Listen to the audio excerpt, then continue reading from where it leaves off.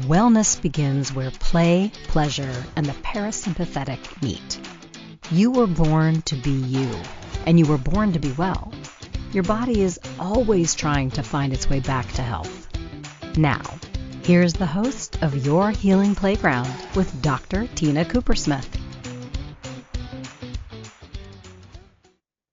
Hello, my friends. You are listening to Your Healing Playground with me, Dr. Tina Koopersmith, as your host.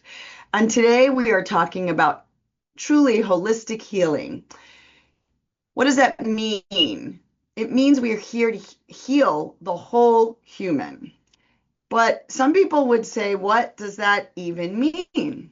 And so today we're going to talk a little bit about some science, some spiritual, some ways to re-envision, in a sense, what does it mean to even be human? What does it mean to heal? And why is holistic healing so important? So let's start by just playing with the word whole, right? There's holistic, and in the word holistic, we see the word holy. So our bodies are holy. They are divine. None of us, as far as we know, can remember the 9 months it took to go from one cell into a fully formed human being, because our consciousness, as far as we know, wasn't actually involved.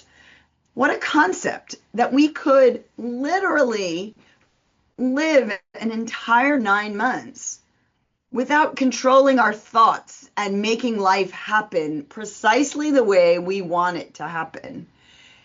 And somewhere in childhood, right, the brain takes over and starts controlling our life. But we're really these divine machines that know what to do even when our minds go offline. Like literally, we can heal. When we cut ourselves, it heals. How does it do that? And that is what science and doctors and have been searching to understand for millennia. Because this machine really can heal a lot of itself. So it is holy. And it's whole, meaning it is a sum of a lot of parts. We are not just, a human, okay? So what are these parts that make up the whole? So again, we have holy and profane. And if we're really divine beings, and yet somehow when religion came on board, it made this body be considered profane. And, eating is sacred, but pooping is dirty and profane. Reproduction is amazing and sacred. Oh, but having sex is profane. And so we have these divisions between the sacred and the profane. But if the profane is the animalistic part of our body, and it works divinely orchestrated, then this body is sacred. It's not profane. And so I just want you to let that sink in. You are divinity in human form. And I'm not here to talk about religion because it's not important about religion. It's about the magic of this universe, of that this universe has rules that guide the planets circulating around the sun, and that your body knows how to take in food, digest it, get the energy and the nutrients from the food, and then throw out the waste. Like, how do we do that? That's divine. So I want to start talking about how we do that and how I like to reimagine this body of ours, this human of ours. And the way I talk to my patients is we have been trained in our minds to see us as human and only as human. And yet we now know there's an entire ecosystem that lives with us. We call it the microbiome. It's all these microorganisms, these microscopic organisms. Now, years ago, Louis Pasteur came up with germ theory, and he was the first one to recognize, oh my gosh, we get sick from invaders, from these bacteria that are quote unquote bad. And oh my gosh, we can heal with penicillin. And what is penicillin but mold? It's another microbiome, right? So bacteria are not good or bad. They're both. Just the way your body is not sacred and profane, it's both. So let's talk about this microbiome, this bacteria, this many, many, many, many, many, many, many millions and thousands and billions of bacteria that live on us, in our skin, in our gut, in every hole of our body, inside our ears, inside, I have a vagina, so it lives inside the vagina. And this bacteria, this mass of bacteria that lives in your nose, in your sinuses, in your ears, 6 football fields worth of intestines are filled with bacteria. If we count the DNA, the building blocks, the structure that we say is so critical to building a human, guess what? We have way more DNA from all those one-celled microbes than we do human.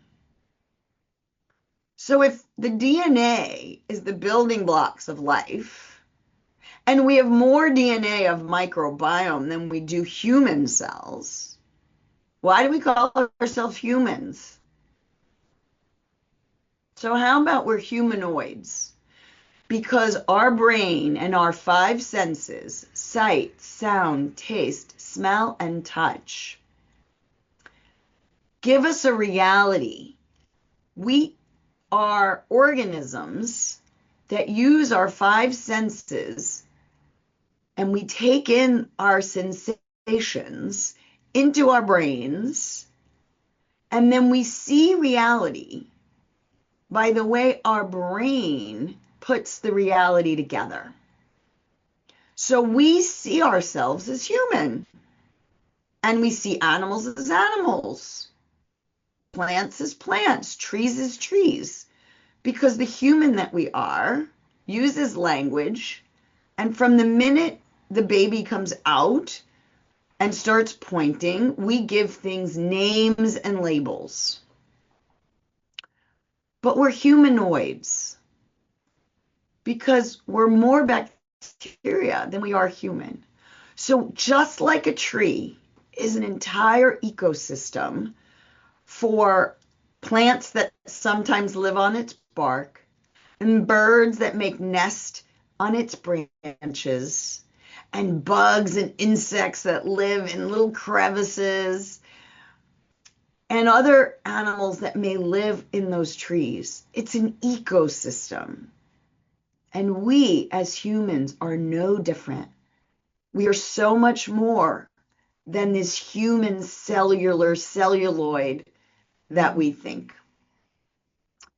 And so we literally have to recognize the work that this microbiome is doing for us. They are not bad. They are us. We are them. And the microbiome digests our food, and the microbiome lives in every animal. So if you sterilize a termite's innards, and so there are no bacteria in that termite, guess what? That termite no longer can digest your house and eat wood. And if these bacteria stop working, we don't digest our nutrients. And those nutrients, right, protein, carbohydrates, fats, vitamins, minerals. If we don't have the right nutrients, this machine that we call human, it needs the building blocks. It needs literally, if you have a factory and you don't have the machines in it, or you don't have the keys to turn the machines on, the factory stops working. Well, if our microbiome isn't working for us, then we're not going to be well. And so we have to remember that we have to have a shared survival goal. That microbiome needs to want us to live as much as we want to live. So let's talk a little bit about the microbiome, because it's more than just digesting our nutrients. When we digest our nutrients, so we have this protein called tryptophan. It's an amino acid. Amino acids make proteins. So all amino acids are essential for all the enzymes and all the proteins and all the building blocks. But tryptophan happens to be a unique one. Well, each amino acid is essential to all proteins, and each amino acid has a magical superpower. Just like every human is the same, it has all the same parts and all the same workings, and we all have our own personalities, right? We are the same and different simultaneously. Tryptophan's specialty is it gets converted into serotonin. Now, people hear about serotonin all the time because it's that neurotransmitter that we have so many drugs for, those SSRIs, those serotonin reuptake inhibitors. And serotonin is critical for our mood. Well, guess what? Tryptophan, we need tryptophan. The microbiome breaks down tryptophan to make serotonin. So if we don't have tryptophan, we can't make enough serotonin. And if the microbiome isn't working correctly, we may not make enough serotonin. And guess what? Serotonin gets converted to melatonin. And many of you have heard about melatonin. It's critical for sleep. And if we don't sleep, we go crazy. Like the CIA uses sleep deprivation for torture. Any new mom knows if they don't sleep enough, they go crazy. And we have postpartum depression and postpartum anxiety because the mom is not getting enough sleep. So I just want that to settle in. Serotonin is made in the gut more than the brain. So our brain comes embryologically from the same cells as the gut. And our gut instincts, our first brain, making that serotonin, making that melatonin, helping us have a good mood and a good personality and get sleep and heal ourselves by sleeping, affects who we are. And so our microbiome and this bacteria is our first children, is what I like to say. We are as much microbiome as we are human, and we are an ecosystem that lives literally in connection with all these bacterias. And they're not good or bad, they're good and bad. They can keep us alive and they can kill us, because bacteria have the power to make us crazy and have the power to kill us, as we all know from bad infections and sepsis. And on this note of illness coming from bacteria, it's from, again, the synchrony of good bacteria, bad bacteria, illness as a reaction to bacteria and our bodies and the interaction. And on that note of interconnection and interconnectedness, we will go on our first break. Just remember, you are listening to Your Healing Playground. I am Dr. Tina Koopersmith, your host. doctor, speaker, author, coach, writer, and we are on the Inspired Choices Network. And today we were talking about holistic healing, the whole and the parts, the sacred, the holy and the divine. And we will take our first break. Your healing playground is the space where science, spirit, and sensation dance together. Your host, Dr. Tina Koopersmith, physician, coach, healer, and play advocate, returns weekly to remind you that healing isn't just about pills and protocols. Western medicine is just one of many healing modalities. True wellness is about energy, emotion, pleasure, and play. On this show, Dr. Tina explores the playground of your body, mind, heart, and soul. From neuroscience to sensuality, from root chakra to real talk. She'll share tools, stories, and soulful strategies to shift you out of fear and back into joy. Because if you're alive and breathing, your story is still unwritten, and you deserve to write it with love. Together, you'll learn to breathe, feel, and play your way back to wellness, because you are your best healer.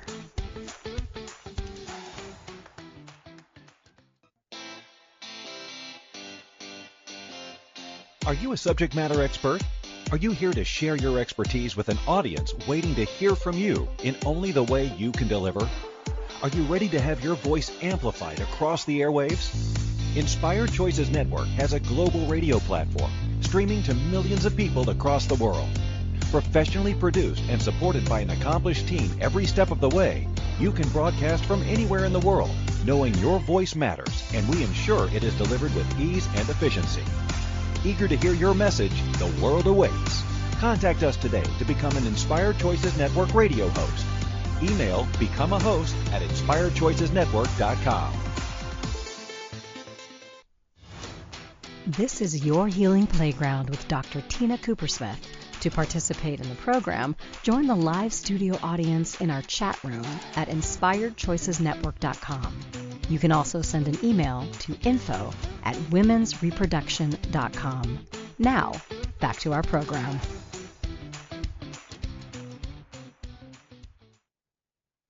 Welcome back, my friends. You are listening to Your Healing Playground. I am Dr. Tina Koopersmith.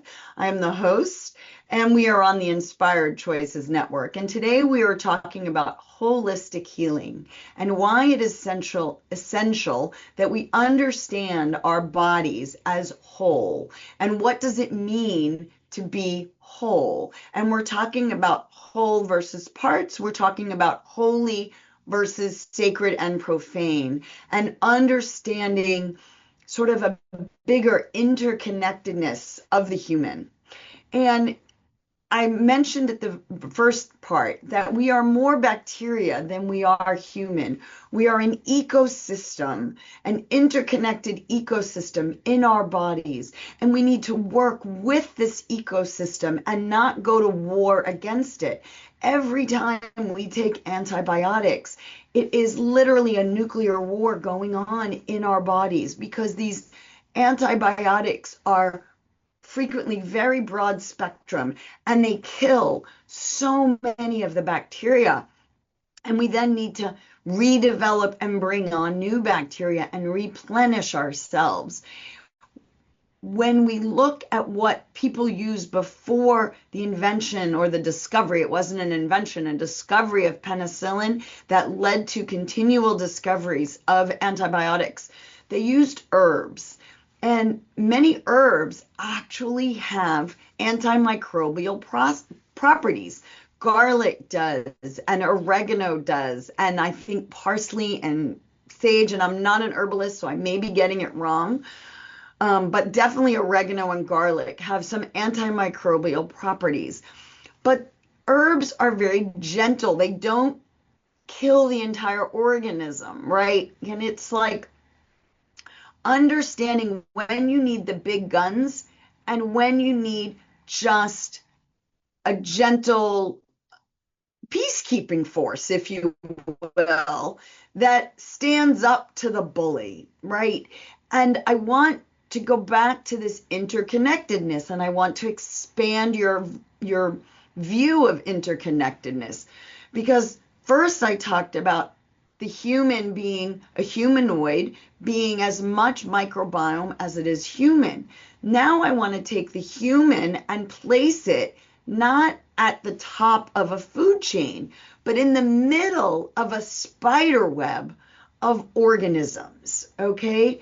Because we couldn't be alive on this planet without plants, without those herbs. The plants developed probably from those one-celled organisms. Now, we couldn't be alive on this planet without those microbiome one-celled organisms as well. But we started with one-cell organisms, and then these one-cellular organisms came together to communicate with each other to form larger multicellular organisms. And that became first, perhaps, plants and trees and multicellular small things. And eventually, we got to the human. And so in the human, again, when we see that embryo forming, and again, I'm a fertility doctor and I'm living in the in vitro fertilization lab, and we start with one cell, and then it has to divide. 1 cell, 2 cell, 4 cell, 8 cells, 16. And by day 5, we have what we call a blastocyst. And the inner cells talk to each other, and they're going to make the baby. And the outer cells form like a shell, and they're going to be the placenta. Well, if you look at the picture of that and you think about the organisms on our Earth, we kind of have, I don't know, maybe an oyster that has its, little soft body with a shell around it, right? And so this blastocyst is the inner cell mass with this human placenta, the cells around it that are protecting it. And then they're going to invade this human host, the mom's uterus, to get a hold. And literally this foreign invader, this baby, comes into the mom's uterus and invades and burrows underneath the ground, kind of like a seed that's under the earth. And then at some point that seed decides to germinate and starts putting roots into the earth. Well, so too the embryo puts roots into mom's uterus, and then it grows the roots down while it shoots itself out into becoming a baby. Well, the plants do the same thing, right? And seeds can live underground for thousands of years. And then when the conditions they decide are good enough to grow and safe enough to grow, they send out roots into the ground. And once the roots get enough nutrients going and a strong enough placenta, if you will, a root system, they then sprout up out of the ground and become saplings. And they're constantly sending out feelers into our universe and reacting to the universe, to the wetness, the dryness, the sun. Trees grow towards the sun. The root system grows towards water, not dry soil. Darwin, actually, I'm reading a book called The Light Eaters about consciousness in plants. And way back when, Darwin started to study plants in his older years. And he started to read about or study about the way the root actually has a level of intelligence. And it knows to move towards wet soil, not dry. The plant knows to move towards the sun. If you've ever put a plant outside, you know it grows towards the sun. There's a competition and a collaboration as forests are growing, and they compete for sunlight, they compete for nutrients.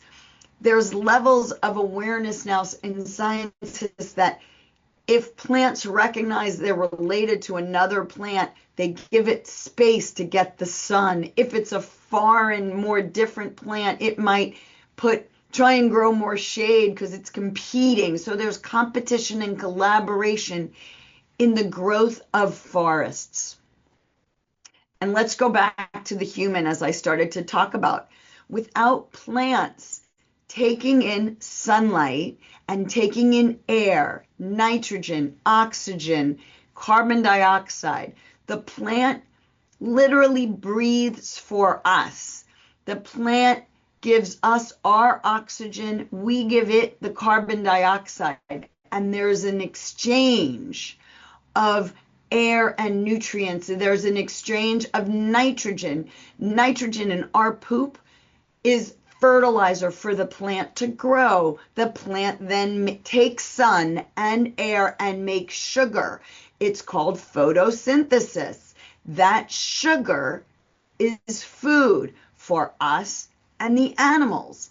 And then we eat plants or animals. And so we have this interconnectedness of plants and trees and animals and humans. And there literally is communication, because if we don't eat the plants, right, we can't grow.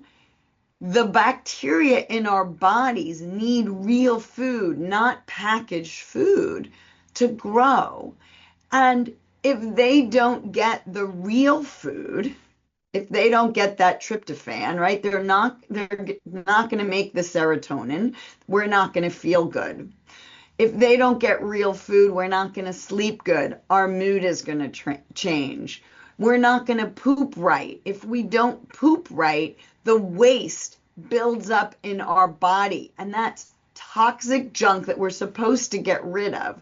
But instead, we become filled with garbage.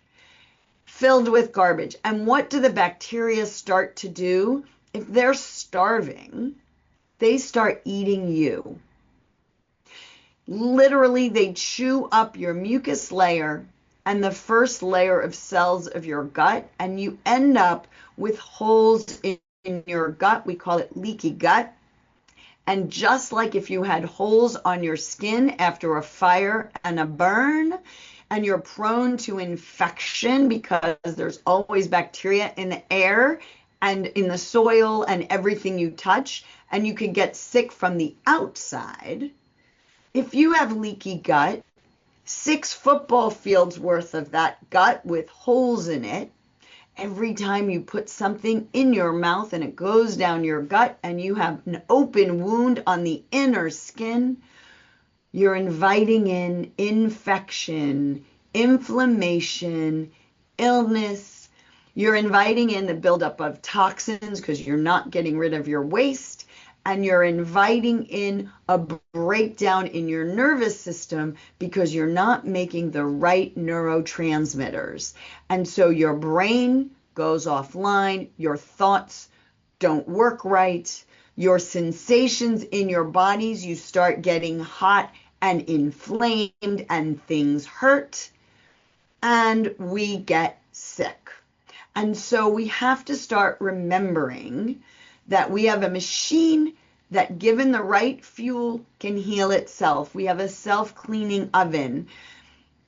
We need to work with our environment, which includes the microbes in our gut and the plants and the trees and the grass and the air and the water and the sunlight, to get us in the right environment to heal.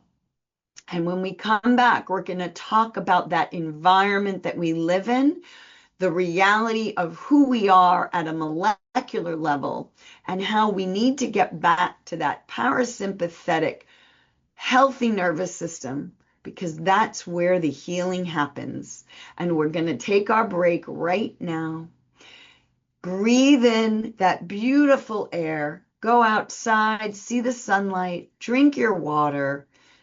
Celebrate that you are a self-cleaning oven that can heal. You are a computer that can reboot itself if you give it the time to go offline. So let's take our second break. You are listening to Your Healing Playground. I am Dr. Tina Coopersmith, your host. We are on the Inspired Choices Network, and we will be right back. Your Healing Playground is the space where science, spirit, and sensation dance together. Your host, Dr. Tina Coopersmith, physician, coach, healer, and play advocate, returns weekly to remind you that healing isn't just about pills and protocols. Western medicine is just one of many healing modalities. True wellness is about energy, emotion, pleasure, and play. On this show, Dr. Tina explores the playground of your body, mind, heart, and soul. From neuroscience to sensuality, from root chakra to real talk. She'll share tools, stories, and soulful strategies to shift you out of fear and back into joy. Because if you're alive and breathing, your story is still unwritten, and you deserve to write it with love. Together, you'll learn to breathe, feel, and play your way back to wellness, because you are your best healer.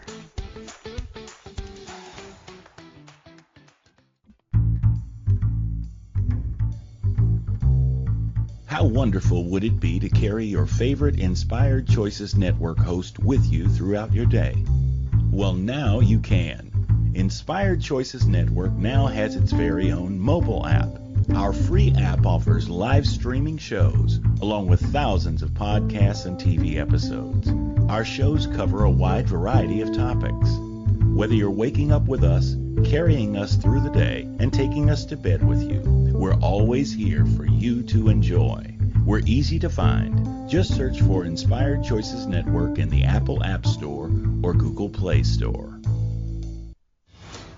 This is Your Healing Playground with Dr. Tina Coopersmith. To participate in the program, join the live studio audience in our chat room at inspiredchoicesnetwork.com. You can also send an email to info@womensreproduction.com. Now, back to our program. Welcome back, my friends. You are listening to Your Healing Playground. I am Dr. Tina Coopersmith, your host, doctor, coach, speaker, writer, author. We are on the Inspired Choices Network. If you are enjoying this podcast, please do me a favor and give me a 5-star review. Give us, because it's really a team of work that goes into making this. So give us a 5-star review on iTunes. Search Your Healing Playground. I would be so grateful. I am doing this as a labor of love to get this information about healing out to the public.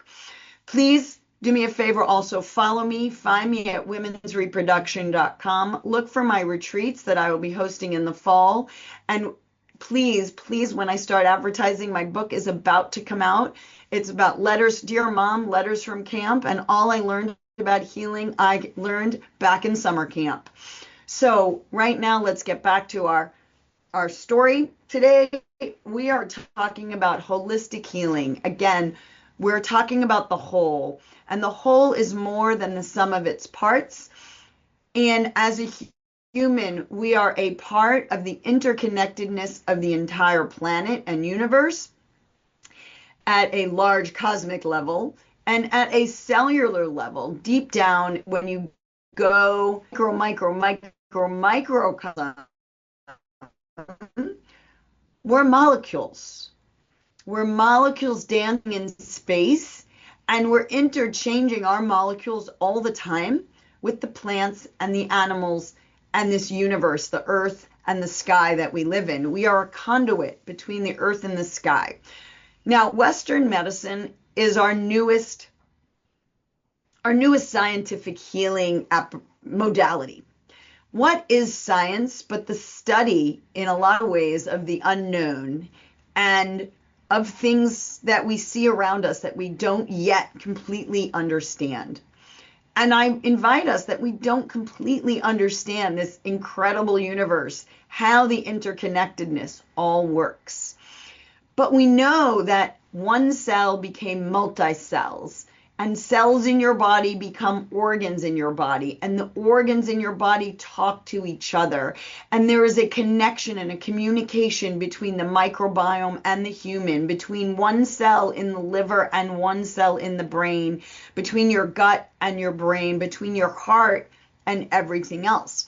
Now, the cells are structure. And what the anatomists did for us way back when, to help us understand this machine that we are living in, this human machine, is they broke down and dissected this, and they learned about our organs,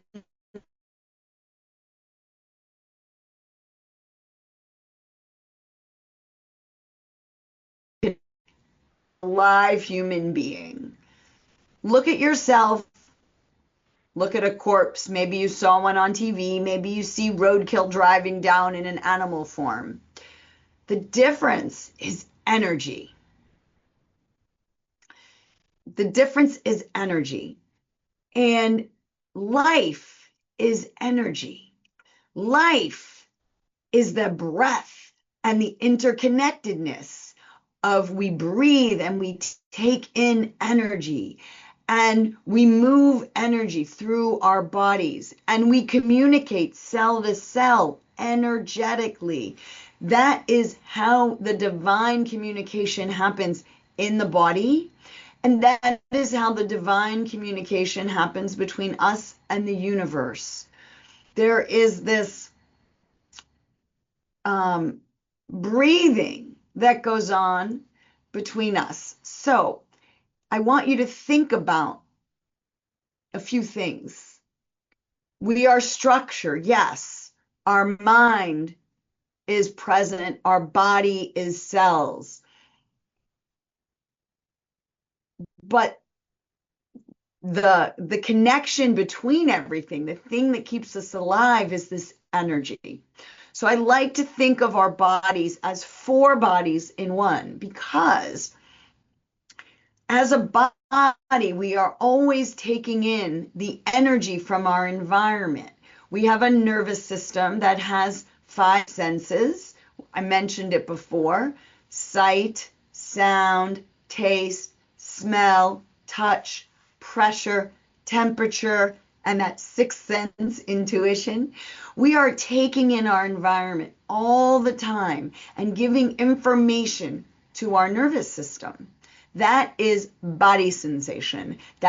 It comes in as energy, light waves, sound waves, pressure waves, temperature, which is measuring the movement of molecules. It's measuring heat and fire. And we're taking everything in as energy, as sensation. And then I feel like we're just having sensation and energy, and then the brain is kind of going through, the nervous system is processing information, and it's going through the library of your past to understand it. And so you feel body sensation, and then the brain comes online and gives it a word, an emotion, language. And all of a sudden we think we know what we're feeling, because we now have a thought, a word that explains the body sensation. And oh, guess what? All of a sudden, once we have that word, we have a historical association with that word, which actually communicates back down to the rest of the body again. So we had external sensation, thought, and now it's internal sensation, which is a reaction to the word. And so what is sensation but energy coming in, right? It's sound waves, and it's sound waves and smell and temperature. It's all energy that is being transformed chemically into physical sensation. But then we have a thought, and that thought sends again to the nervous system. So thought is energy too. and it's real. And once we have an emotion word, we send signals out and we have new internal body sensations. And we react, therefore, to our external body sensations, and we react to our internal body sensations. We react to our external reality, and we react to our internal reality. And we do so energetically. Now, you look at a corpse and it has stopped reacting because it's missing the energy and the response to energy. And so I invite you, we are both energy and matter. Always. A live plant, a live animal, a live human is both energy and matter simultaneously. Acupuncture was a system of healing based on moving energy. Now, energy affects your body because it affects, do you respond physically to the thoughts? Do you respond physically to your emotions? So, 4 bodies. We have a heart. That's how we feel emotion and body sensation. It's literally the emotion feeling organism, if you will, that's in us. We have a mind. That's the story creator. We have a physical body. We have this environment we live in that is always exchanging energy between the outer environment and the inner environment.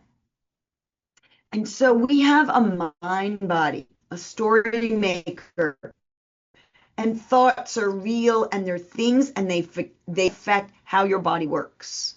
You have an emotion sensor, which is sort of your heart, because it's how you're feeling your thoughts and how you're feeling your body sensations.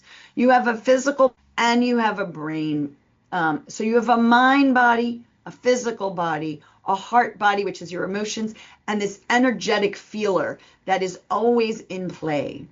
And let me tell you, body sensations and emotions and thoughts and energies can be played with. And it's actually easier, quicker, faster to play with the energy of who you are than the physicality of who you are. And I invite you, your palms are sweaty, your heart is racing, your mouth is dry, you got a lot of excess energy, and what am I feeling? What am I feeling? What am I feeling? Could be fear, could be excitement. Are you terrified of public speaking, in which case you call it fear? Or are you a Broadway star about to make your Broadway debut and you are excited? Same body sensation. Differences in the mind and the words we give it. And that, my friends, changes everything in your body. Are you excited? Or are you fearful? Are you living in a healing mode of excitement, relaxed, energized, positive emotion? A healing emotion? Or are you stuck in terror? There's a lion about to eat you, and you are going to be chewed alive if that audience does like you. Fear or excitement, pain or pleasure that our mind plays with. And if we can play with the mind's perception, we can play with our reaction and our response. We can move out of brain back into body, live in body sensation, and heal.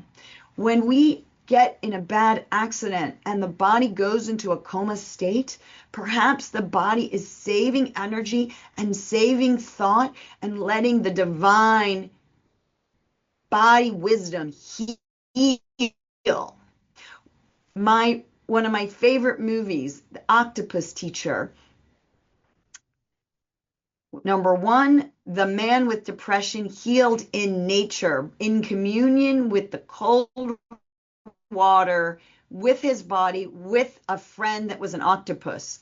And when that octopus lost a limb because it was bitten off, the octopus went inward into that self-healing, self-regenerating mode, shut down and healed.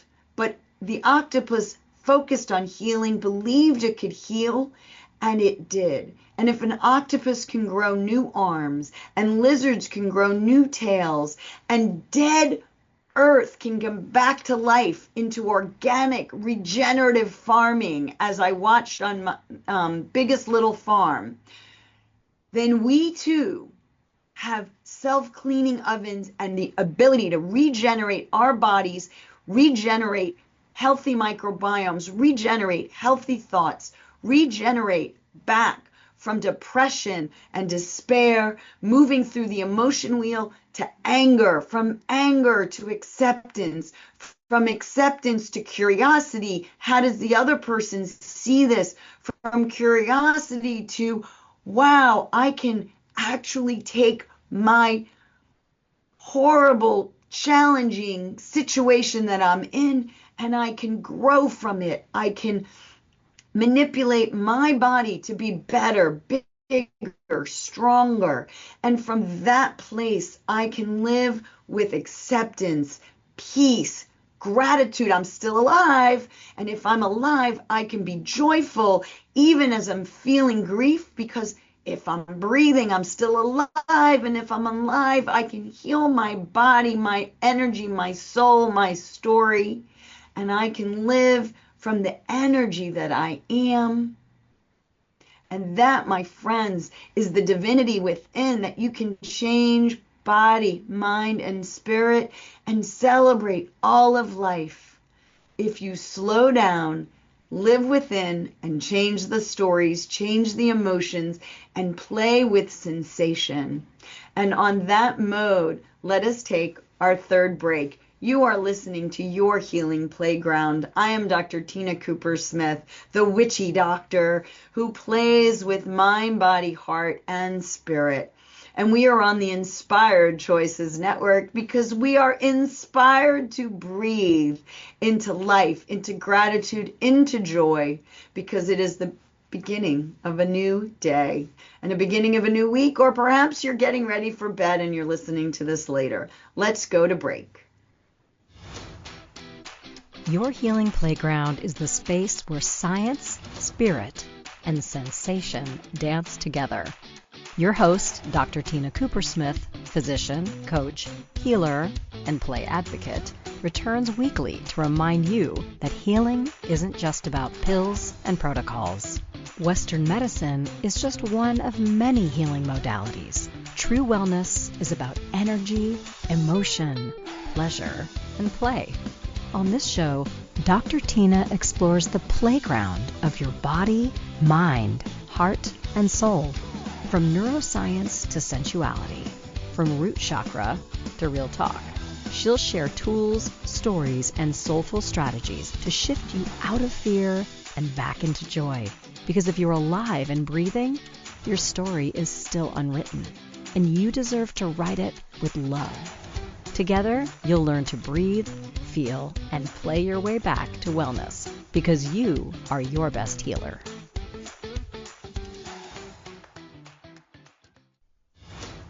This is Your Healing Playground with Dr. Tina Coopersmith. To participate in the program, join the live studio audience in our chat room at inspiredchoicesnetwork.com. You can also send an email to info@womensreproduction.com. Now, back to our program.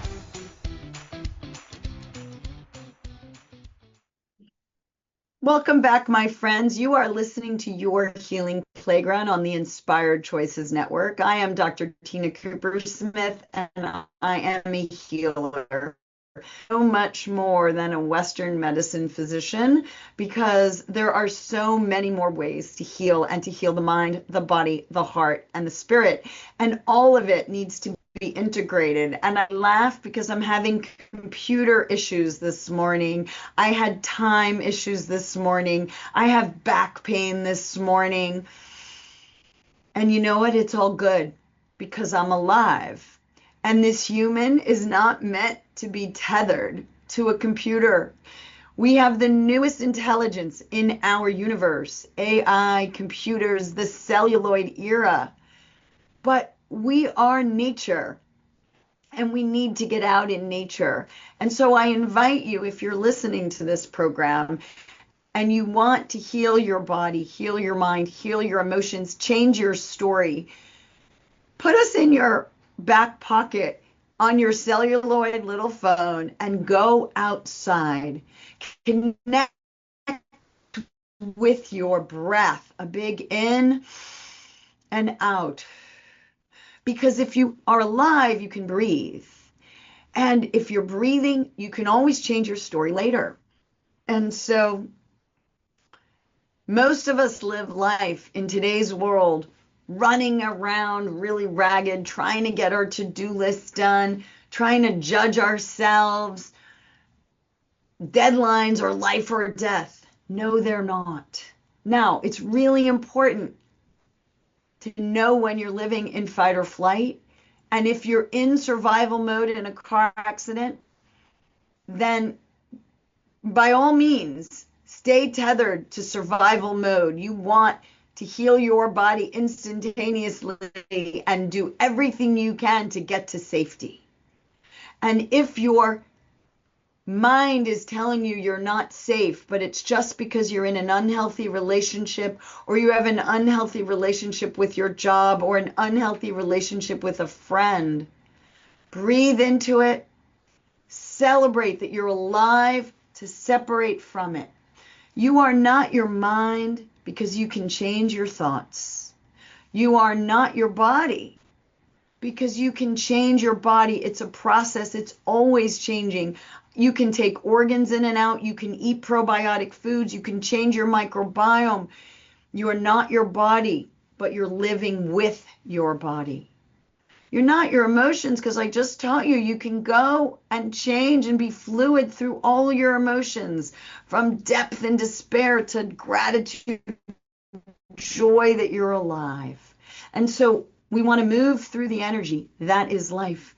And you can change energetically where you live, who you're hanging out with. You become the 5 people you hang around. You become your environment. So are you a celluloid figure attached to your computer, or do you interact human to human, human to nature, human to your inner microbiome, human to the air, the water, the earth, and the fire within, the passion? You are air, breathe. You are earth, all your organs are made of structure. You are water, 67% of you is water. You are the water in the waterfalls and the water in the ocean. You are part of that water cycle. You are the air you breathe. You are part of nature. At some point, your body is food for the plants, and the plants are feeding you. So who are you if you're not your mind, you're not your body, you're not the energy within, because you can change and move that energy? And so you're not your thoughts, you're not your emotions, you're not your body, and energy is always fluid. You are the observer, my dear. You are divine, living in this human avatar. And again, this is beyond religion. This is just, you are the observer of your life. So observe your life, heal your body, change your thoughts, change your emotions, move from despair to gratitude for being alive, because your reality is in your brain, how you perceive your present moment. Life is lived right now in this moment. So how are you living this moment right now? Celebrate you, celebrate your now, celebrate your life, because if you are alive, you can heal. Trust if you yourself, felt something trust move the today, divinity a within, molecule, and a that's all for mindset, or today. your mood, that's healing. Your body listens to your stories, your thoughts, your breath. So speak to yourself with kindness, play with curiosity, and let your nervous system know it's safe to rest. Dr. Tina returns Monday at 11 a.m. Eastern, 10 Central, 9 Mountain, 8 Pacific on InspiredChoicesNetwork.com. Remember, pleasure is a practice and play is your medicine.